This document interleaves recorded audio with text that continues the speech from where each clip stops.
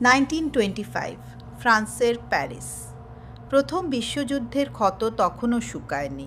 দেশ অর্থনৈতিক মন্দায় ভুগছে, আর ঠিক সেই সময়ে একজন মানুষ আবির্ভূত হলেন ভিক্টর লুস্টিগ। তিনি ছিলেন প্রতারণার জগতে এক কিংবদন্তি। মুখে মিষ্টি হাসি, পোশাকে ভদ্রলোক, কথায় আত্মবিশ্বাস। কেউ ভাবতেই পারত না এই মানুষটির মাথার ভেতর লুকিয়ে আছে ইতিহাসের সবচেয়ে বড় প্রতারণার পরিকল্পনা। একদিন তিনি খবরের কাগজে পড়লেন প্যারিস সরকার ভাবছে আইফেল টাওয়ার ভেঙে ফেলবে, কারণ তার রক্ষণাবেক্ষণে প্রচুর খরচ হচ্ছে। এই খবর থেকেই জন্ম নিল এক ভয়ঙ্কর ভাবনা, যদি আমি এই সুযোগে আইফেল টাওয়ার বিক্রি করে ফেলি। ভিক্টর নিজেকে পরিচয় দিলেন সরকারি কর্মকর্তা হিসেবে। একটি জাল নোটিশ বানালেন যেখানে লেখা, আইফেল টাওয়ার স্ক্র্যাপ মেটাল হিসেবে বিক্রির জন্য দরপত্র আহ্বান করা হয়েছে। তিনি শহরের ধনী লোহা ব্যবসায়ীদের ডাকলেন গোপন মিটিংয়ে। সেখানে বললেন এই প্রকল্প খুব গোপনীয়, কারণ সরকার এখনও আনুষ্ঠানিক ঘোষণা দেয়নি। তার ভদ্র আচরণ, পোশাক এবং সরকারি কাগজপত্র দেখে সবাই বিশ্বাস করল। অবশেষে একজন ব্যবসায়ী বড় অঙ্কের অর্থ দিয়ে চুক্তি করলেন।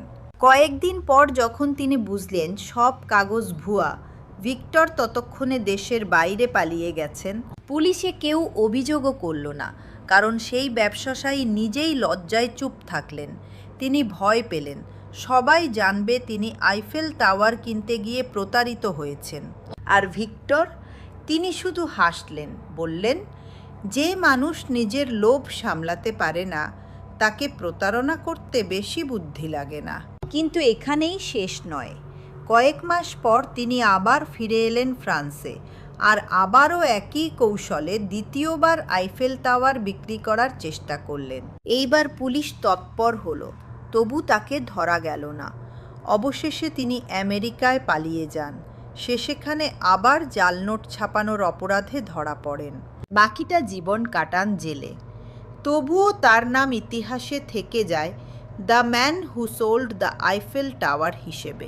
এই গল্প আমাদের শেখায় সবচেয়ে বড় অপরাধ সবসময় অস্ত্র দিয়ে হয় না, হয় চতুর মস্তিষ্ক আর অন্ধবিশ্বাসে। ভিক্টর লুস্টিগ কাউকে হত্যা করেননি, কিন্তু তিনি হত্যা করেছিলেন মানুষের বিশ্বাসের পবিত্রতা। প্রতারণা তখনই জন্ম নেয় যখন লোভ আমাদের বিবেককে হার মানায়। আপনি কি মনে করেন ভিক্টর শুধু প্রতারক নাকি একরকম অপরাধ শিল্পী? এই প্রতারণার দোষ পুরোপুরি